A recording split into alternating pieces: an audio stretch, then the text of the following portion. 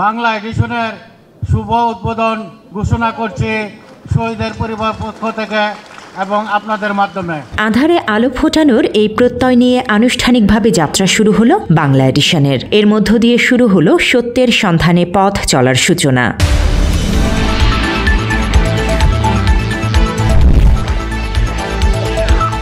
জুলাই শহীদ দিবসে জুলাই চেতনাকে ধারণ করে আবু সাঈদের স্মরণে উদ্বোধনী অনুষ্ঠানের আয়োজন করেছে বাংলা এডিশন। বুধবার রাজধানী ঢাকার লো মেরিডিয়ানে অনলাইন পোর্টাল এবং মাল্টিমিডিয়া গণমাধ্যম বাংলা এডিশনের এই উদ্বোধনী অনুষ্ঠান আয়োজন করা হয়। অনুষ্ঠানে ভার্চুয়ালি যোগ দেন বাংলা এডিশনের চেয়ারম্যান সাংবাদিক ইলিয়াস হোসাইন। বাংলা এডিশনের যারা আসসালামু আলাইকুম প্রিয় দর্শক শ্রোতা, গুরুত্বপূর্ণ সংবাদে আপনাকে স্বাগতম। আশা করি সম্পূর্ণ ভিডিও জুড়েই থাকবেন। চলুন ভিডিওতে বিস্তারিত দেখে আসি। আছেন তাদেরকে দেখছেন, এরকম এক ঝাঁক তরুণকে নিয়ে আমি স্বপ্ন দেখেছি। এই দেশের মানুষ যা দেখতে চায়, যেটা মানুষ শুনতে চায়, সেটা আমার এই প্রতিষ্ঠানের মাধ্যমে আমরা শোনাবো ইনশাল্লাহ। একই সাথে অনুষ্ঠানে অনলাইনে যুক্ত ছিলেন জনপ্রিয় সাংবাদিক ও লেখক পিনাকি ভট্টাচার্য। বাংলা এডিশনের সাফল্য কামনা করে বস্তুনিষ্ঠ সাংবাদিকতার গুরুত্ব তুলে ধরেন তিনি। এই দেশে আমরা সবাই মিলে যেভাবে প্রোগ্রাম করব, দেশ সেভাবেই চলবে। দেশকে আমরা যেদিকে চালিয়ে নিতে চাই, দেশ সেদিকে যাবে। আমরা কোন দিকে চালাতে চাই, এই ব্যাপারে সবার মনে হয়তো নানা ধরনের স্বপ্ন আছে, স্বপ্নকল্প আছে। আমেরিকা থেকে ভার্চুয়ালি উদ্বোধনী অনুষ্ঠানে যোগ দেন আরেক জনপ্রিয় সাংবাদিক ডক্টর কনক সরওয়ার। জনগণের কণ্ঠ হয়ে সমাজের সব অসঙ্গতি তুলে ধরবে বাংলা এডিশন, এমন প্রত্যাশা করেন এই সাংবাদিক।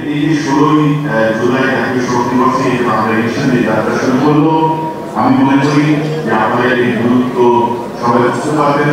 বাংলাদেশের মিডিয়ার প্রতি আমরা শ্রদ্ধাশীল, কিন্তু এখনো আমাদের মনে হয় যে গত 15-16 বছরে যে নিষ্পেষণ চলেছে, এর কারণে যে সেলফ সেন্সরশিপের ভুল মাথায় ঘটেছিল, তার থেকে এখনো আমাদের অনেক গণমাধ্যম বের হতে পারেন।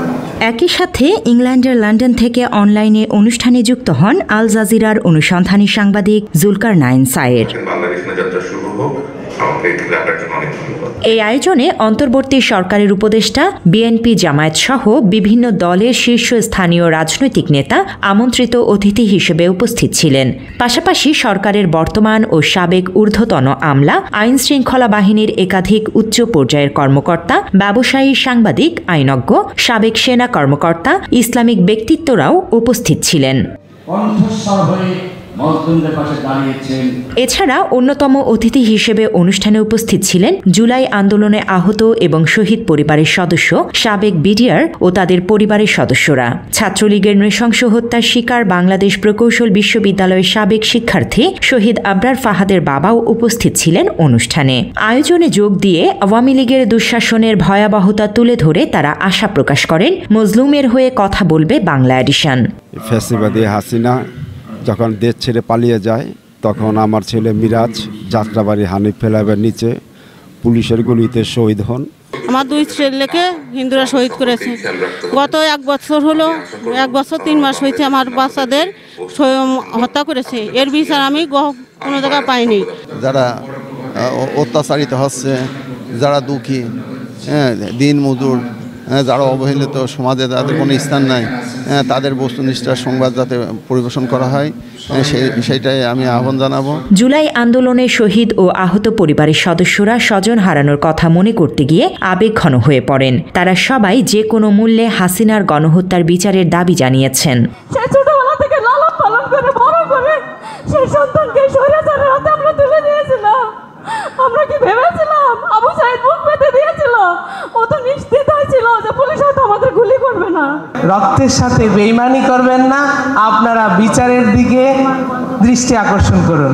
আমি নাফিসদের মা হিসাবে অন্যান্য শহীদদের স্বজনদের তরফ থেকে আমি সবার বিচার চাই।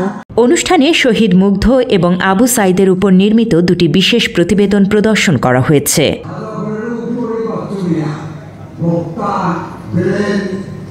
অন্তর্বর্তী সরকারের নারী ও শিশু বিষয়ক উপদেষ্টা শারমিন এস মুর্শিদ বলেন, বাংলা এডিশনের যাত্রা হোক হলুদ সাংবাদিকতা বন্ধের সূচনা। সাহস, সত্য, বস্তুনিষ্ঠ। আমার দেশের মিডিয়ার অনেক স্খলন ঘটে গেছে। সেই জায়গাটিতে আমি দাবি করছি বাংলা এডিশন যেন নতুন মাইল ফলক স্থাপন করে। ইয়েলো জার্নালিজম, এই বাংলা এডিশনের মধ্য দিয়ে অবসান ঘটুক, শুরু হোক ইয়েলো জার্নালিজমের অবসান। বিএনপি নেতাদের মধ্যে উপস্থিত ছিলেন আলতাফ হোসেন চৌধুরী, আমির খসরু মাহমুদ চৌধুরী, বীর বিক্রম মেজর হাফিজউদ্দিন, মোয়াজ্জেম হোসেন আলাল, রকিবুল ইসলাম বকুল, আজিজুল বারী হেলাল, এলডিপি নেতা ডক্টর কর্নেল অলি আহমেদ সহ অনেকে। মাত্র 30% টাকায় জমির মালিক হয়ে নতুন বাংলাদেশের গড়ে তোলার স্বপ্ন দেখা বাংলা বসতি। এই আওয়ামী লীগ আর এনডিএফ মিলে স্যারকে কবর দিয়েছে, বন্ধুত্ব শেষ হয়ে গেছে। এবং আজকে দেখেন মোদি সাহেবের আমলে ইন্ডিয়ার সঙ্গে পাকিস্তান বলেন, শ্রীলঙ্কা বলেন, মালদ্বীপ বলেন, নেপাল বলেন, ভুটান বলেন, এমনকি বাংলাদেশ শত্রুতা, কোনো ফ্রেন্ডশিপ নাই। তৈলমর্দন কত প্রকার এবং কি তার একটা বিশিষ্ট উদাহরণ হতে পারে সেই সব সাংবাদিক সম্মেলন সমূহ। আজকে আর তাদের দেখা নাই, সবাই পালিয়েছেন। কল্পনাও করেননি যে তাদেরকে এভাবে পালাতে হবে কখনো। তারা বোধহয় ভেবেছিলেন যে কিয়ামত পর্যন্ত শেখ হাসিনার এই দুঃসাহন অব্যাহত গতিতে চলবে। কিন্তু আল্লাহ রাব্বুল আলামিন একজন আছেন, আর এই দেশের সাহসী তরুণ সমাজ আছে, এই দেশে ন্যায়নিষ্ঠ রাজনৈতিক দলসমূহ আছে। সুতরাং এই অপকর্ম দীর্ঘদিন যে চালানো যায় না সেটি তো আমরা দেখতেই পাচ্ছি। অনেক সাংবাদিক স্বৈরাচারের সাথে হাত মিলিয়েছেন, অনেকে ভয়ে নতজানু সাংবাদিকতা করেছেন, অনেকে দুই কুল রাখার চেষ্টা করেছেন। কিন্তু যারা অনবদ্য অনন্য সাহসিকতার সাথে যেই কজন সাংবাদিক দাঁড়িয়েছেন তার মধ্যে ইলিয়াস হোসেন যে সাহসের সাথে সমস্ত জাতিকে উজ্জীবিত করেছে, তাদের মধ্যে ইলিয়াস হোসেন অন্যতম। যখন দেখি যে ইলিয়াস হোসেন, কনক সরওয়ার, পিনাকি ভট্টাচার্য এবং জুলকারনাইন সাহেব এই সর্বজনবরা একত্রিত হয়েছেন, তখন আমার মনে হয় যত উল্টো পথই আমরা চলার চেষ্টা করি না কেন, ওনারা আমাদেরকে আবার সঠিক পথে নিয়ে আসবেনই, যেভাবে হোক নিয়ে আসবেন। সেই প্রচেষ্টার একটা অংশ আমরা এখানে দেখতে পেয়েছি। এখনো দেখা যায় সাংবাদিকদের মধ্যে একটা জিনিস, যারা পয়সা দেয় তাদের নামগুলি ঘন ঘন প্রচার করে। ওই যে বিভিন্ন মাদ্রাসায় গেলে আপনারা দেখবেন, যদি আপনি 50 টাকা দেন, বলছেন মেজর হাফিজ সাহেব 50 টাকা দিয়েছে, মরহাবা। কিছুক্ষণ পরে এয়ার মার্শাল আলতাফ সাহেব যখন যান, উনি যখন 10,000 টাকা দেন, আলতাফ সাহেব 10,000 টাকা দিয়েছেন, মরহাবা মরহাবা। তখন কিন্তু আওয়াজটা পরিবর্তন হয়ে যায়। তো সাংবাদিকদেরকে অনুরোধ করবো এরকম আওয়াজটা পরিবর্তন করেন না। আজকের অনুষ্ঠানে প্রধান অতিথি নাই, আসলে প্রধান অতিথি আছে, আমরা যদি উপলব্ধি করি। ইলিয়াস টেকনিক্যালি প্রধান অতিথি ঘোষণা করে নাই। আজকের প্রধান অতিথি হচ্ছে যারা শহীদ হয়েছে তাদের পরিবার, যারা আহত হয়েছে তাদের পরিবার আমাদের মধ্যে উপস্থিত হয়েছেন। আমি মনে করি তারাই আজকের আমাদের প্রধান। সাংবাদিক ইলিয়াস হোসেন, ওনার যে গুরুত্বপূর্ণ ভূমিকা এবং অবদান, বিভিন্ন ঐতিহাসিক যে দলিলপত্র এগুলো রিসার্চ করার মাধ্যমে বিভিন্ন সময় তিনি যে ধরনের তথ্য আমাদের সামনে, জাতির সামনে নিয়ে এসেছেন, সেটিও কিন্তু এই আন্দোলনকে রচনা করার জন্য একটি গুরুত্বপূর্ণ ভূমিকা রেখেছে। অনুষ্ঠানে উপস্থিত ছিলেন বাংলাদেশ জামায়াতে ইসলামীর সহকারী সেক্রেটারি জেনারেল অ্যাডভোকেট এহসানুল মাহবুব জুবায়ের সহ দলটির শীর্ষ পর্যায়ের নেতারা। অনেকগুলো পত্রপত্রিকা, মিডিয়া, প্রিন্ট, ইলেকট্রনিক বা অনলাইন সোশ্যাল মিডিয়া ফাঁকে এটা যাতে হারিয়ে না যায়, বাস্তবিক অর্থে যাতে এটা ব্যতিক্রম হয়, জাতির কথা বলে, বাংলাদেশের কথা বলে, মুসলিমের কথা বলে, জালেমের বিরুদ্ধে যাতে সোচ্চার থাকে। আমরা কোনো ডান অথবা বাম কোনো দিকে আমরা চাই না বাংলা এডিশন যান। বাংলা এডিশন ব্যতিক্রমধর্মী একটি পত্রিকা হিসাবে জনমানুষের কথা বলবে, বাংলাদেশের কথা বলবে, সেই প্রত্যাশা হবে। আমি বিশ্বাস করি যে বাংলাদেশকে তার এদেশের গণ আকাঙ্ক্ষার আলোকে 24শে জুলাইয়ের চেতনাকে ধারণ করে একটি নতুন বাংলাদেশ প্রতিষ্ঠার লক্ষ্যে বাংলাদেশের জনগণের যে আকাঙ্ক্ষা, সে আকাঙ্ক্ষা পূরণে খুবই শক্তিশালী ভূমিকা বাংলা এডিশন রাখবেন। সাংবাদিক ইলিয়াস হোসেন ভাই যে বাংলা এডিশনের যাত্রা শুরু করেছেন, উনি যখন কন্টেন্ট তৈরি করতেন তখনকার আন্দোলন সংগ্রামে আমাদের অনেক সহকর্মী সহযোদ্ধারাও তুচ্ছতাচ্ছিল্য করতেন, আমাদেরকে পাঠাতেন যে এই কথাগুলো কি আসলে সত্য হবে। সেই কথাগুলো যেমন সত্য হয়েছে, আজকে বাংলা এডিশন যে যাত্রা শুরু করেছে, আমি মনে করি নতুন বাংলার যে স্বপ্ন আমরা দেখছি সেটাও এরকম করে সত্য পরিণত হবে। বাংলা এডিশনের যে যাত্রা শুরু হতে যাচ্ছে, আমি শুরুতে শুভকামনা জানাচ্ছি বাংলা এডিশনের জন্য, এবং তারা দীর্ঘদিন যে সংগ্রাম করে আসছে, বিশেষত ইলিয়াস ভাই, পিনাকি ভট্টাচার্য এবং কনক সরোয়ার সহ ওনাদের টিম, এই দীর্ঘ সংগ্রাম আজকে একটি প্রেমের মধ্যে আসছে। উদ্বোধন অনুষ্ঠানে উপস্থিত ছিলেন সমাজ চিন্তক ফরহাদ মজহারও। এই গণঐক্যটা তৈরি হয়েছিল রক্ত দিয়ে, শহীদ হয়ে, পঙ্গু হয়ে থেকে।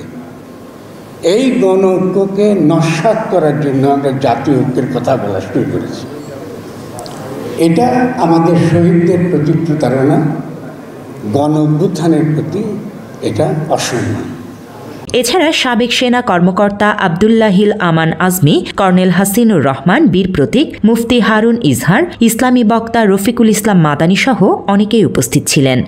আল্লাহ, এই বাংলা এডিশন প্রোগ্রাম থেকে আমি ফেসবুকে দিয়েছি যে আমি অনুষ্ঠানে বসে দোয়া করছি যেন সমস্ত গণমাধ্যম দেশ এবং জাতি গঠনে ইতিবাচক ভূমিকা রাখতে পারে, আর যারা বিদেশিদের গোলাম দালাল দোসর মিডিয়া চালায় তাদের হাত থেকে আমাদেরকে রক্ষা করে। এর জন্য আমাদের সবাইকে এক হতে হবে। এই বিপ্লবের পিছনে যে কলকাঠি ছিল ইলিয়াস ভাই, তারই একটা মূল অংশ, জনগণের প্রত্যাশার একটা বহিঃপ্রকাশ। তার এই বাংলা এডিশনের শুভকামনা করতেছি। আমাদের জনগণের প্রত্যাশা, তৃণমূলের কষ্ট, তৃণমূলের প্রত্যাশা, আমাদের চাওয়া পাওয়া এবং দুর্নীতিমুক্ত সমাজ গড়ার জন্য সক্রিয় ভূমিকা রাখবে বলে আমি আশা করি। একজন শহীদের মা বললেন যে আমার ছেলেকে যারা হত্যা করেছে তারা এখনো স্বপদে বহাল আছে। ধিক্কার এবং লজ্জা এটা আমাদের জন্য, এই সরকারের জন্য। অতএব আমি বলবো যে দ্রুত সময়ের মধ্যে এই সমস্ত শহীদ পরিবারগুলোর আর্জি শুনুন, বিচার কার্য এগিয়ে নিন এবং আলেম ওলামাদেরকে জঙ্গি বলা বন্ধ করুন। ইলিয়াস ভাই তার বিভিন্ন ডকুমেন্টারি, তার বিভিন্ন বক্তব্য এবং তার বিভিন্ন পোস্টের মাধ্যমে বাংলাদেশের পক্ষে এবং আধিপত্যবাদের বিরুদ্ধে এবং বাংলাদেশের নতুন বিনির্মাণের জন্য যে নেগেটিভ দাঁড় করিয়েছেন, যে বক্তব্য এবং যে অবস্থান নিয়েছেন, যে স্ট্যান্ড তিনি নিয়েছেন, এটা আমি মনে করি বাংলাদেশের মূলধারার যে সাংবাদিকতা, যারা আসলে বলতে গেলে অনেকটা বিচ্যুত হয়েছেন সঠিক রোড থেকে, ইলিয়াস ভাই এক্ষেত্রে একটা রোল মডেল আমাদের সামনে অ্যাপ্লাই করেছেন। অনুষ্ঠানে আবরারের বাবা সহ জুলাই আন্দোলনের শহীদ ও আহত পরিবারের সদস্যদের হাতে আর্থিক সম্মাননা তুলে দেন বাংলা এডিশনের সিইও আল আমিন হোসাইন। এর মধ্যে জুলাই আন্দোলনের শহীদ ৮ জন এবং আহত ৪ পরিবারের সদস্য রয়েছেন। এছাড়া আমন্ত্রিত অতিথিদের বাইরে বাংলা এডিশনের বিজ্ঞাপনদাতা কলাকুশলীরা উপস্থিত ছিলেন অনুষ্ঠানে। ছিল মধ্যাহ্ন ভোজের আয়োজন। 2024 সালে শেখ হাসিনার পতনের পর আঁধারে আলো স্লোগানকে সামনে রেখে পরীক্ষামূলকভাবে অনলাইন পোর্টাল বাংলা এডিশনের কার্যক্রম শুরু করেন সাংবাদিক ইলিয়াস হোসাইন। এ বছরের 29 মে অনলাইন পোর্টাল হিসেবে বাংলা এডিশনকে নিবন্ধন দিয়েছে তথ্য মন্ত্রণালয়। এরপরই আনুষ্ঠানিক উদ্বোধন হল সংবাদ মাধ্যমটির। জান্নাতুল ফেরদৌস তমা, বাংলা এডিশন। দর্শক শ্রোতা, এই বিষয়ে আপনার মতামত থাকলে লিখতে পারেন কমেন্ট বক্সে আপনার মতামত।